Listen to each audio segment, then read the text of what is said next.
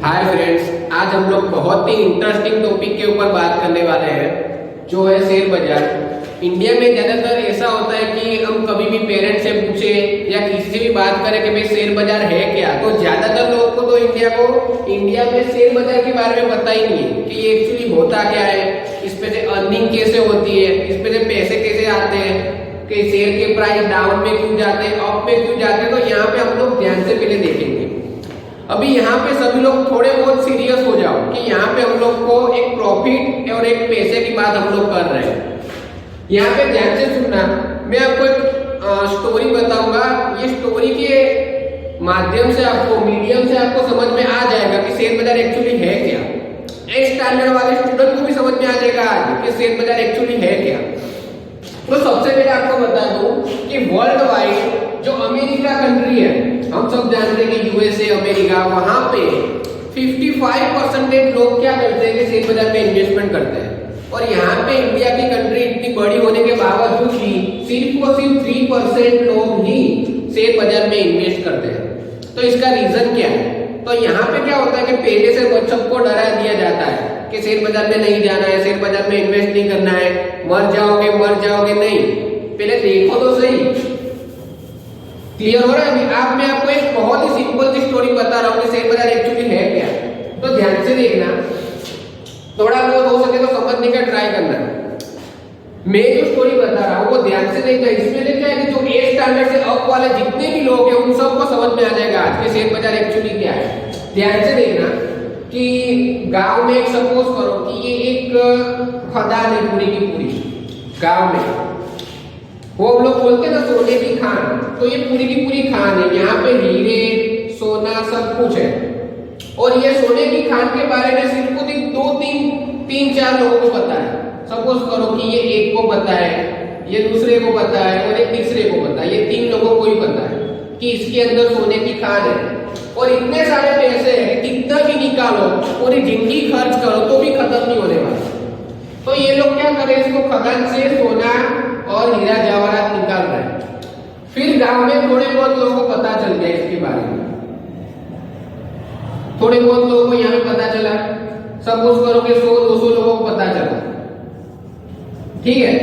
तो ये सब भी क्या करें, इसके वहां पे आए, किसके लिए कि यहाँ पे सोने की खान है, हीरे जवाहरात मोती, इतना सारा पैसा है कि खूटेगा ही नहीं। तो ये लोग भी इसके पास आना चालू हो गए। लेकिन इन 3 लोगों ने क्या किया, ये 3 लोगों को पूरी की पूरी हिस्ट्री पता है। तो ये 3 लोगों ने क्या किया कि अफवाह फैलानी चालू कर दी कि भाई यहाँ पे मत आना, यहाँ पे सोना वगैरह तो निकलता है लेकिन भूकंप भी आता है। भूकंप आने से क्या होता है कि भाई यहाँ से कुछ लोग मर भी सकते हैं। तो इन तीनों को तो सब पता है। ध्यान से सुनना मेरी स्टोरी, हम लोग लास्ट में एंडिंग में शेयर बाजार में ही मैं ले जाऊंगा। यहाँ पे क्या है कि भूकंप आएगा, भूकंप आता है तो ये तीनों को तो पता है कि कब भूकंप आता है, कब निकलना है। लेकिन इन सब लोगों को थोड़ा बहुत ही पता है। तो ये क्या करते हैं, इन लोगों को डरा देते हैं ये 3 लोग कि भाई यहाँ पे भूकंप आता है, ये है वो है। फिर ये लोग क्या करेंगे, बाकी सारे के सारे गांव वालों को डरा देंगे और 4-5 स्टोरियां सुनाएंगे कि भाई भूकंप आता है, चुड़ैल आती है, ये आता है वो आता है। तो ये बाकी की सारी 90% कम्युनिटी गांव की, और ये 1% और ये 2% ले। क्लियर हो रहा है? ये 2% लोग ही यहाँ पे सब कुछ जानते हैं और यहाँ पे सारा मावा मिठाई मलाई ये लोग ही खा रहे हैं। बाकी के ये जो 1% लोग हैं वो सिर्फ और सिर्फ थोड़े बहुत कंट्रीब्यूट कर रहे हैं, और बाकी के जो 90% है वो तो आ ही नहीं रहे। जैसे कि हम सब लोग कि भाई शेयर बाजार है, नहीं जाना। तो ज्यादातर मावा मिठाई ये 3 लोग ही खा रहे हैं। बची कुची जो मिलेगी वो इन लोगों को मिलेगी और बाकी की ये सबको तो मिलेगी ही नहीं। क्लियर हो रहा है? ये पूरी की पूरी सोने की खान को इन लोगों ने छुपा के रखा हुआ है। कोई भी बताता ही नहीं है आपको कि शेयर बाजार एक्चुअली कितना बड़ी सोने की खान है। लेकिन टेंशन मत लो, आज मैं आपको पूरी की पूरी हिस्ट्री बताऊंगा शेयर बाजार एक्चुअली होता क्या है। तो इतना समझ में थोड़ा बहुत आपको आ गया होगा कि ये जो शेयर बाजार की जो खान है वो ज्यादातर लोगों से छुपाई जा रही है, कि ये जो 90% है उनको तो मिल ही नहीं रही है। ये जो 8% लोग हैं उसमें भी दो कैटेगरी के लोग होते हैं। एक तो ए कैटेगरी और एक है बी कैटेगरी।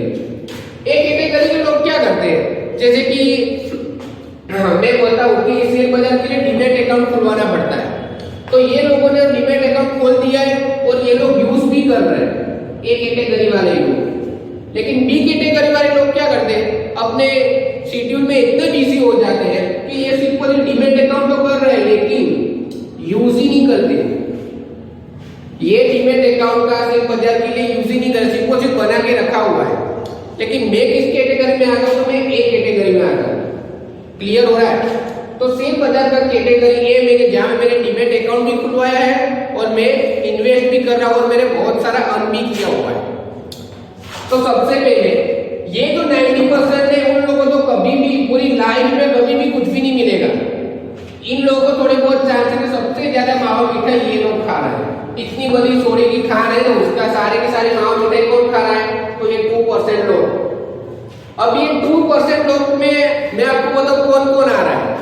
तो ये 2% लोग में मैं आपको बताऊं तो आपने शायद वॉरेन बफेट का नाम सुना होगा, राकेश झुनझुनवाला का नाम सुना होगा। तो ये सब क्या करते हैं, पूरे के पूरे शेयर मार्केट को हैंडल ये लोग ही करते हैं, जो बड़े बड़े लोग हैं ना, वो पूरे के पूरे शेयर मार्केट। उसके बाद आते हैं ये सब लोग, मतलब हमारे जैसे मिडिल क्लास लोग। इन लोगों से जो बच जाता है वो सब प्रॉफिट इनको मिलता है और ये 90% लोगों को जिंदगी में कभी भी कुछ भी नहीं मिलता। इतना चीज क्लियर हो रहा है? चलो अभी थोड़ा बहुत आगे चलते हैं। बात करने वाले बहुत सारे मेरे स्टूडेंट्स हैं, वो मेरे को पूछते रहते कि सर ये शेयर बाजार एक्चुअली होता क्या है, इसमें कैसे हम लोग अर्निंग कर सकते हैं। एक्चुअली हमें तो पता ही नहीं है, ठीक है। जैसे कि शेयर बाजार में कैसे प्राइस कम होते हैं, कैसे ज्यादा होते हैं, कहाँ पे पैसे लगाने हैं, कहाँ पे पैसे इंक्रीज होते हैं, डबल होते हैं, ये बहुत सारे क्वेश्चन है। तो यहाँ पे मैं आपको एक इस तरह से मैं आपको एक्सप्लेन कर रहा हूँ कि जैसे 8 वाले स्टूडेंट को भी ये समझ में आ जाएगा पूरा का पूरा। ध्यान से देखना, शेयर बाजार एक्चुअली है क्या। तो अभी मैं आपको एक एग्जांपल देता हूँ, जैसे कि ये एक लड़का है, ध्यान से देखना। अब ये लड़के को बहुत मैं आपको बोलूं तो इसको क्या होता है, इसको बहुत ही अच्छी केक बनाना आता है। इसके पास टैलेंट है कि ये केक बना सकता है, इतनी टेस्टी केक बना देगा सबको बहुत पसंद आती है। तो ये क्या करता है, अपने घर से ये क्या करता है, अपने घर का बिजनेस चालू कर दिया। तो इसकी केक बिकने लगी। फिर धीरे धीरे इसने क्या किया, लोन वगैरह परचेस किया और फिर इसने केक के लिए एक शॉप रेंट पे ले ली। इसके लिए केक के लिए एक शॉप रेंट पे ले ली। अभी आप सपोज करो कि ये अकेला इंसान है, इसकी केक की बहुत ही शॉप बहुत अच्छी तरह से चल रही है, रेंट भी निकल रहा है, ये बहुत सारा प्रॉफिट भी कर रहा है। अभी इसको अपना बिजनेस को डेवलप करना है, तो इसको पूरी की पूरी लाइफ अगर स्ट्रगल करेगा ना तो भी ये नहीं कर पाएगा इसको। तो फिर इसने क्या किया है, दिमाग लगाया, इसने क्या किया है कि 2 फ्रेंड्स बन के उसने ऐसा फ्रेंड ढूंढ लिया कि जिसके पास बहुत सारा पैसा है, मतलब जो ऐसा फ्रेंड है जो अपने ये एक शॉप में वो क्या कर सकता है, इन्वेस्टमेंट कर सकता है। क्लियर हो रहा है? तो फिर उसने क्या किया कि इसके पास तो पैसे नहीं थे, अभी 10 लाख के अराउंडिंग इसमें इन्वेस्टमेंट करना चाहिए। जैसे कि सपोज करो कि केक के मुझे और एक शॉप करनी है, कुछ वर्कर वगैरह रखना है, कुछ चीज लानी है, तो इसके लिए मिनिमम 10 लाख के अराउंडिंग मनी चाहिए। तो इसने क्या किया, और किसी की हेल्प लेके अपना आइडिया दूसरे को दिया और फिर एक पार्टनर ले लिया। तो उसने क्या किया, पार्टनर को 40% दिया अपना प्रॉफिट का और खुद का दिया था 60%, क्योंकि आइडिया तो इसका था। तो इसने क्या किया, अपने जो केक शॉप की पार्टनरशिप उसको दे दी। पार्टनरशिप देने की वजह से क्या हुआ, इसकी केक शॉप एक की जगह पे 2 शॉप हो गई। अभी सपोज करो कि इसकी अर्निंग अभी एक शॉप से 1 लाख हो रही है, तो 2 शॉप से कितनी हो गई, 2 लाख। अभी सपोज करो कि इसको और भी अपना बिजनेस डेवलप करना है, सपोज करो कि इसको 100 ब्रांचेस करनी है, ऐसी एक शॉप की 100 ब्रांचेस करनी है, तो अभी ये दोनों मिलके तो कर नहीं पाएंगे। फिर उन्होंने क्या किया, 4-5 पार्टनर कंबाइन कर दिए। इसने जो मेन पर्सन था उसने सपोज करो कि इसने 30% रखे, बाकी 70% डिस्ट्रीब्यूट कर दिया, बाकी के 4 या 5 पार्टनर थे। क्लियर हो रहा है? तो उसने क्या किया, टोटली 5 शॉप खड़ी कर दी। क्लियर हो रहा है? ध्यान से सुनना। पहले इसके पास एक ही शॉप थी, फिर उसने पार्टनरशिप दूसरे को दे दी। अगर वो पार्टनरशिप नहीं देता तो पूरे लाइफ टाइम में एक ही शॉप करता रहेगा। क्लियर हो रहा है? उसने पार्टनरशिप दी तो उसकी वजह से क्या हुआ कि उसको पार्टनर भी मिल गया, एक वर्कर भी मिल गया और उसको पैसे भी मिल रहे, तो उसकी 2 शॉप हो गई। फिर उसने क्या किया, और 4-5 वर्कर ऐड किए, 5 शॉप हो गए। अभी सपोज करो कि इसकी इच्छा है, सपोज करो कि इसका नाम है राहुल की ऐसी इच्छा है, ऐसी विश है कि पूरी की पूरी इंडिया में इसकी ब्रांचेस हो, इसकी केक शॉप की क्या हो ब्रांचेस हो पूरी इंडिया में। अब ये 5 लोग मिलके कितना भी कर ले तो भी इनकी पार्टनरशिप मतलब पूरे के पूरे इंडिया में ब्रांचेस नहीं कर सकते, ठीक है। तो फिर इन्होंने क्या किया है कि इन्होंने क्या किया, पब्लिक से पैसे लेना चालू कर दिया। पब्लिक से पैसे कैसे लेंगे, तो अपनी ये जो केक शॉप है उसको इन्होंने क्या किया, शेयर मार्केट के ऊपर रजिस्टर कर दिया, शेयर बाजार के ऊपर। एक्चुअली ये मैंने एग्जांपल बहुत ही छोटा दिया है, शेयर बाजार के ऊपर अपनी कंपनी को लिस्टेड कर दिया। कंपनी को लिस्टेड करने के लिए बहुत सारी मतलब टर्म्स एंड कंडीशन रखती है, जैसे कि कंपनी का प्रॉफिट इतना तो होना ही चाहिए, इतने मतलब काम करने चाहिए। पर ये मैं आपको एग्जांपल दे रहा हूँ। तो अगर उसकी कंपनी ने शेयर बाजार में ये लिस्टेड हो गई उसकी कंपनी, तो फिर उसके क्या करेंगे, सारे के सारे पब्लिक पूरी इंडिया से लोग इसकी कंपनी में क्या करेंगे, पैसे डालेंगे। क्लियर हो रहा है, पैसे डालेंगे इसकी कंपनी में। तो इन 5 लोगों के पास क्या हो गया, बहुत सारा पैसा आ गया। तो उसको हम लोग क्या बोलते हैं, आईपीओ। कोई भी कंपनी आईपीओ निकालती है, मतलब फर्स्ट टाइम जो रजिस्टर होती है वो कंपनी क्या करती है, आईपीओ निकालती है। क्लियर हो रहा है, फिर से बोल रहा हूं, अगर बिजनेस को डेवलप करने के लिए पैसे चाहिए तो वो पैसे पूरे के पूरी इंडिया में ब्रांचेस करके तो बहुत सारे पैसे चाहिए। बहुत सारे पैसे करने के लिए क्या पब्लिक से पैसे लेने पड़ेंगे। वो लेने के लिए क्या किया इन्होंने, शेयर बाजार में लिस्टेड कर दी कंपनी और आईपीओ निकाला।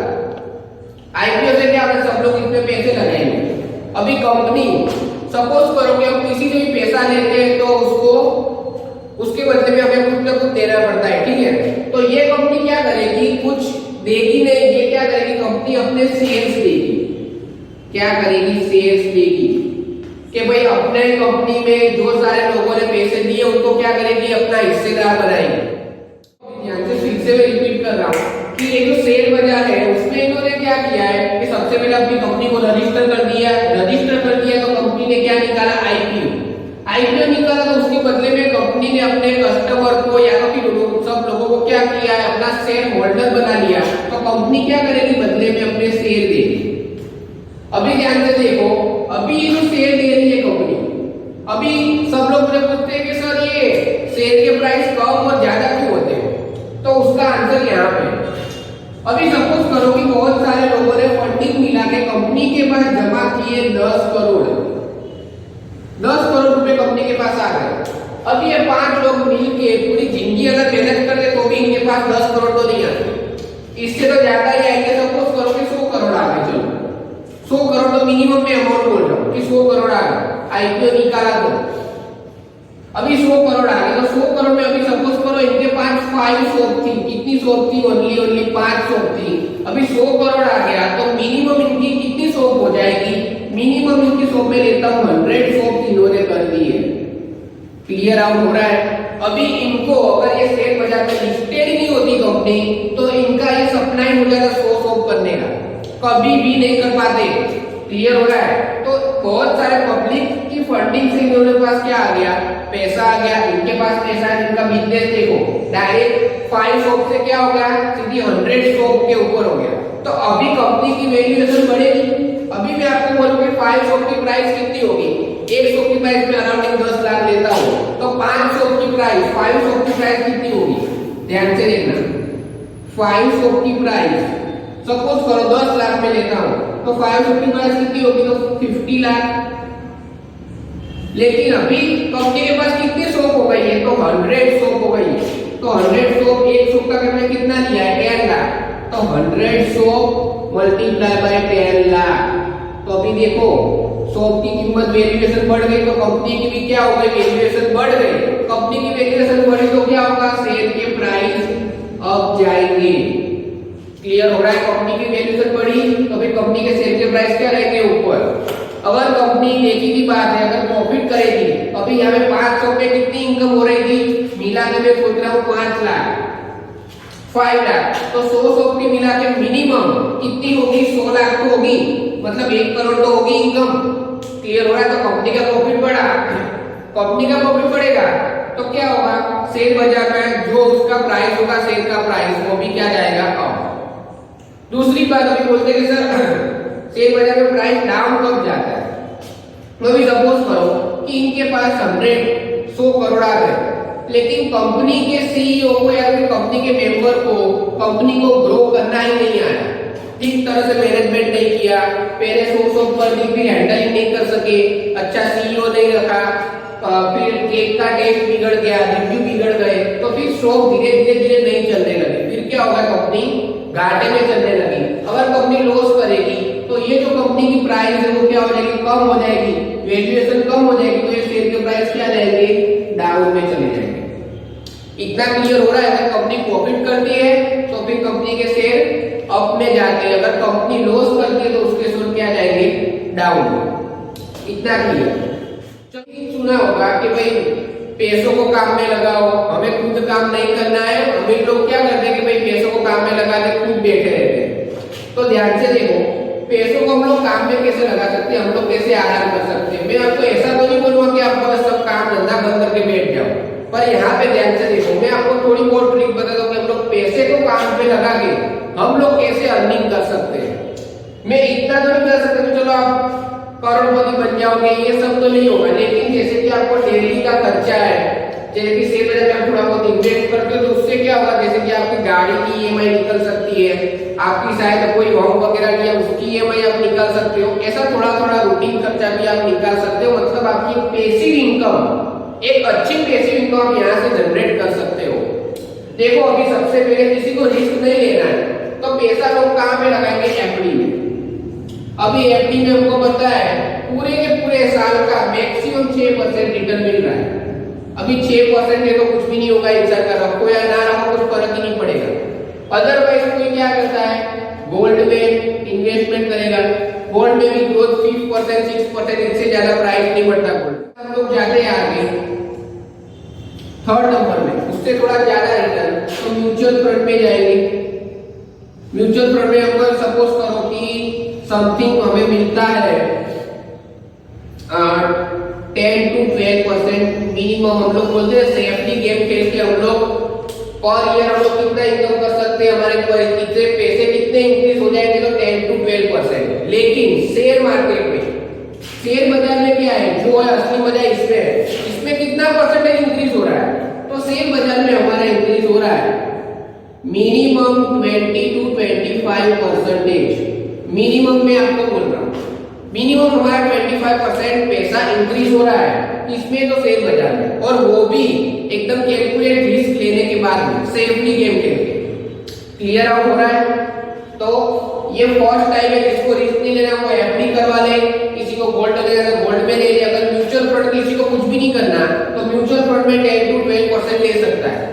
लेकिन मेरी तरह किसी को रिस्क लेना है, रिस्क तो वैसे बोल रहा हूँ एकदम माइनर रिस्क में आप कितना कमा सकते हो? 20 to 25%। वैसे तो आप इससे भी बहुत ज्यादा परसेंटेज कमा सकते हो, पर मैं आपको विदाउट ऑफ रिस्क, मतलब थोड़ा बहुत रिस्क लेके हम लोग 20 to 25% कमा सकते हैं।